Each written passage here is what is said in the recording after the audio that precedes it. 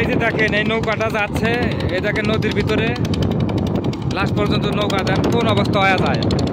এত স্রোত, এই স্রোতের মধ্যে কিভাবে যাচ্ছে এই নৌকাটা।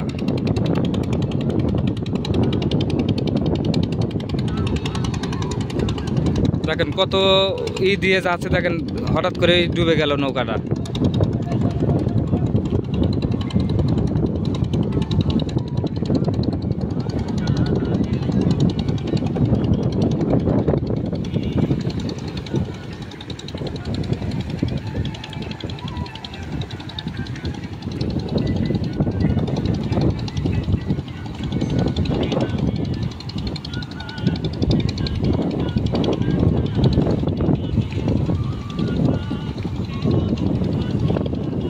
আমরা দেখবো এই নৌকাটা, দেখি কি হয়।